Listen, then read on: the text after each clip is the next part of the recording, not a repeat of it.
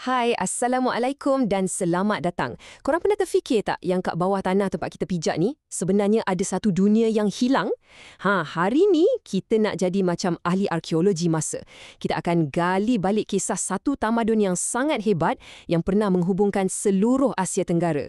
Jadi bersiap sedia sebab pengembaraan ni mungkin akan ubah cara korang tengok rantau kita ni selamanya. Ya, betul. Sejarah ni bukan setakat hafal tarikh dan nama tau. Ia sebenarnya macam satu teka-teki gergasi. Dan hari ni kita akan susun satu-satu kepingan bukti untuk nampakkan balik gambaran penuh dunia yang pernah gemilang ni. Jadi, jom kita mulakan siasatan kita. Okey, cuba bayangkan ni. Inilah pentas utama untuk cerita kita.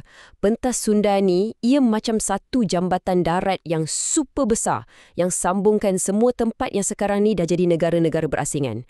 Di sinilah bab pertama kisah kita bermula. Atas daratan yang sekarang ni, dah pun ada kat bawah laut. Baiklah, macam mana kita tahu semua ni? Macam mana sejarawan boleh yakin yang dunia ni pernah wujud? Well, macam detektif, diorang ada 3 alat utama untuk bongkar rahsia alam Melayu ni. Yang pertama, geografi. Kedua, bahasa. Dan yang ketiga, budaya. Jom kita bedah siasat satu persatu. Cuba tengok peta ni. Kawasannya sangat-sangat luas kan? Ia bukan sekadar garisan atas kertas.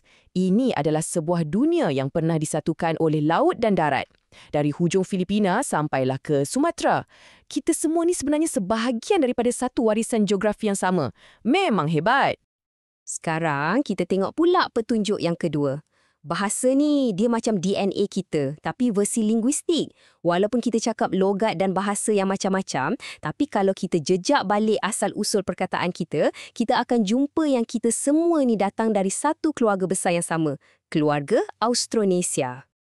Nah, ini dia bukti paling senang nampak. Tengok macam mana perkataan untuk nombor 5 ni bunyi dia lebih kurang sama je kat serata rantau. 5, 5, 5. Ini bukan kebetulan tau. Ini bukti kukuh yang kita kongsi warisan bahasa yang sama.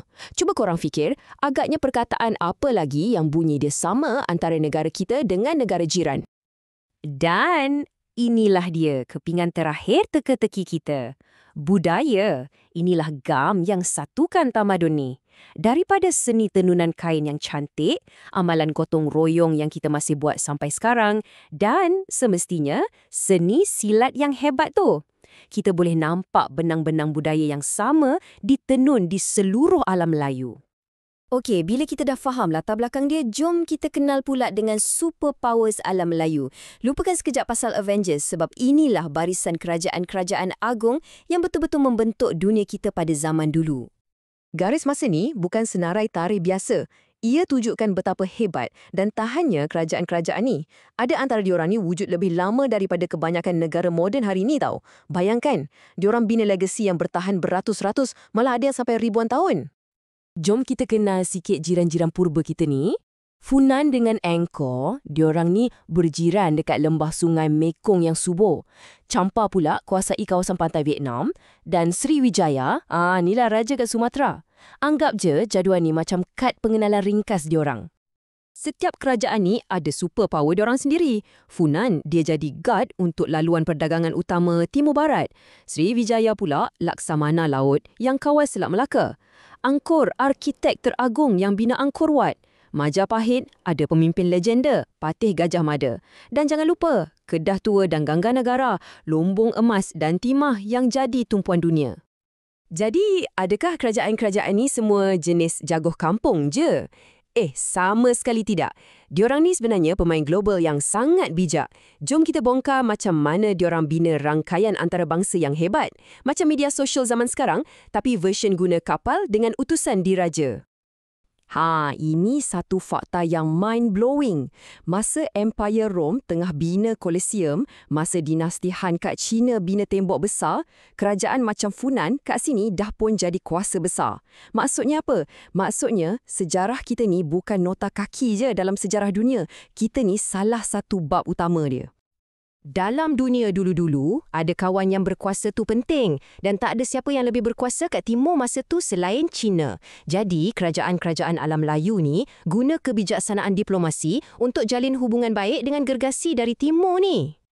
Cuba bayangkan korang ni utusan yang dihantar ke istana Maharaja China. Misi korang tu bukan setakat bawa hadiah. Korang bawa harapan kerajaan, nak dapat pengiktirafan rasmi, nak buka laluan perdagangan yang untung dan yang paling penting, nak dapatkan abang besar yang boleh lindungi korang dari musuh. Ini diplomasi peringkat tinggi, babe. Okey, selain pandang ke timur, diorang juga pandang ke barat, ke arah India. Satu lagi tamadun yang kaya dengan budaya dan ilmu. Hubungan dengan India ni matlamat dia lain sikit, tapi sama pentingnya untuk bina masyarakat yang maju dan disegani. Hubungan dengan India ni lebih dari sekadar jual beli rempah. Ia pasal pertukaran idea. Dari sinilah datangnya pengaruh Hindu, Buddha yang kita boleh nampak dalam seni bina candi macam Angkor Wat. Sistem tulisan dan falsafah yang jadi asas kerajaan-kerajaan awal kita pun banyak datang dari sana. Jauh kita mengembara ke masa lampau kan? Tapi macam mana-mana pengembaraan pun, soalan paling penting ialah apa yang kita belajar, apa yang kita bawa balik. Jom kita buka peti harta karun warisan yang ditinggalkan oleh dunia hebat ni untuk kita semua. Petikan ni memang tepat. Rasa bangga ni bukan maksudnya kita sombong, tapi ia satu kesedaran. Sedar yang kita ni pewaris satu tradisi tamadun yang hebat. Dan kita ada potensi untuk capai benda-benda yang luar biasa, sama macam nenek moyang kita dulu. Jadi, inilah intipati warisan kita. Nombor 1, kita ada DNA pembina tamadun.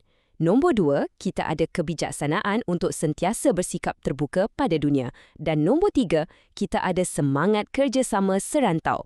Inilah 3 tiang yang sokong kedemilangan masa laju kita dan mungkin inilah juga kunci untuk masa depan kita. Jadi, inilah cabaran terakhir untuk kita semua. Nenek moyang kita bina empire dan keajaiban dunia dengan teknologi yang sangat terhad. Kita hari ni, kita ada internet, ada AI, ada macam-macam kemudahan. Persoalannya, apa legasi yang akan kita cipta? Sejarah sedang memerhati kita. Dan pena tu ada kat tangan kita. Apa yang akan kita tulis? Fikir-fikirkanlah.